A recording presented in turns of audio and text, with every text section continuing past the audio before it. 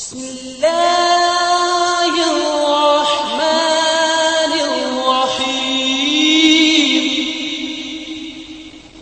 السلام علیکم ورحمۃ اللہ وبرکاتہ. نحمده ونصلی علی رسولہ الکریم. اما بعد. شیطان کے بھائی مت بنیے. اب اللہ کا حکم سنیے. وآت ذا القربى حقه والمسكين وابن السبيل ولا تبذر تبذیرا. رشتہ داروں کا اور مسکینوں اور مسافروں کا حق ادا کرتے رہو اور اسراف اور بیجا خرچ سے بچو. ان المبذرین کانوا اخوان الشیاطین وَكَانَ الشَّيْطَانُ لِرَبِّهِ كَفُورًا. بیجا خرچ کرنے والے شیطانوں کے بھائی ہیں اور شیطان اپنے پروردگار کا بڑا ہی ناشکرا ہے. کیا مطلب؟ اسراف کرنے والے. یہ شادیوں میں جو اسراف ہوتا ہے یہ مناسب نہیں ہے. شادیوں میں اسراف کرنا، کارڈ میں اسراف کرنا، ولیمے میں اسراف کرنا اور پھر جو ہے دلہن کی مہندی میں اسراف کرنا، اسے شیطان کا بھائی کہا گیا ہے قرآن کی زبان میں. تبذیر کی اصل بذر ہے، یعنی بیج ہے. بیج جس طرح زمین میں بیج ڈالتے ہوئے یہ نہیں دیکھا جاتا کہ صحیح جگہ پر پڑ رہا ہے یا اس سے ادھر ادھر، بلکہ کسان بیج ڈالے چلا جاتا ہے اور اسے پتہ نہیں چلتا کہ میں صحیح ڈال رہا ہوں غلط ڈال رہا ہوں. اس لیے شیطان کے بھائی مت بنیے. کسی چیز میں بھی فضول خرچی کرنا اسے شیطان کا بھائی کہا گیا ہے.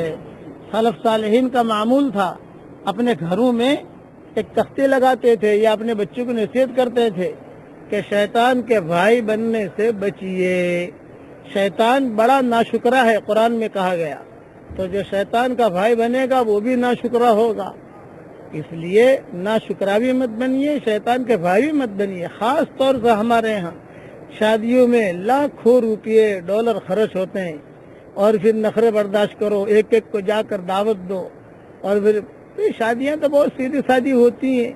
سعید ابن مسیب کی شادی کتنی سیدھی سادی ہوئی، حضرت عائشہ رضی اللہ تعالیٰ عنہ کی شادی کتنی سیدھی سادی ہوئی، حضرت فاطمہ کی شادی کتنی سیدھی سادی ہوئی. شادی میں زیادہ خرچہ نہیں کروایا. ایک لڑکے کو لڑکی سے ملانے پر ہماری شریعت نے خرچہ زیادہ نہیں کروایا ہے، بلکہ اللہ کے بھٹکے ہوئے بندوں کو اللہ سے ملانے پر خرچ کروایا ہے. اس لیے زیادہ دھوم دھام والی شادی نہیں. حدیث شریف میں آتا ہے بہت برکت والی وہ شادی ہے جو بہت آسانی کے ساتھ ہو جائے.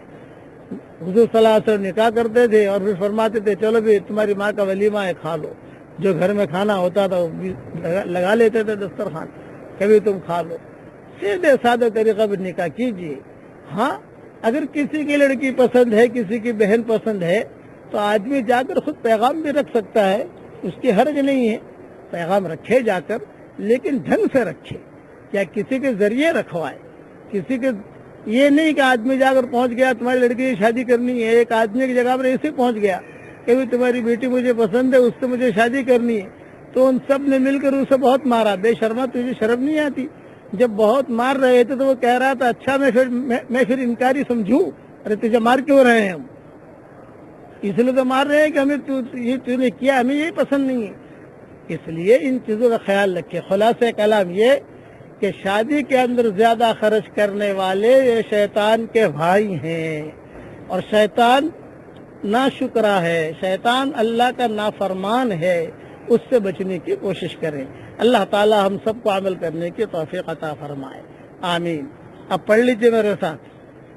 لا الہ الا اللہ وحدہ لا شریک لہ لہ الملک وَلَهُ الْحَمْدُ وَهُوَ عَلَى كُلِّ شَيْءٍ قَدِيرٌ. دیکھیں میں نے اتنا پڑھا آسمان کا دروازہ کھل گیا. صحیح حدیث میں آتا ہے کہ اتنا پڑھتے ہی آسمان کا دروازہ کھل جاتا ہے اور اللہ تعالیٰ جھانک کر دیکھتے ہیں کہ کون پڑھ رہا ہے. یہ حدیثوں کے حوالے سارے میں دے چکا ہوں. میری کتابوں میں دیکھ لیجئے بکھرے موتی میں سارے حوالے آپ کو مل جائیں گے۔ اس وقت میں دعا کی جاتی ہے، وہ دعا اللہ قبول کرتا ہے۔ اے اللہ جن کے بیٹے اور بیٹیاں شادی کے لائق ہوں، غیر شادی شدہ ہو، بہترین جوڑوں کا ان کے لیے انتظام فرما۔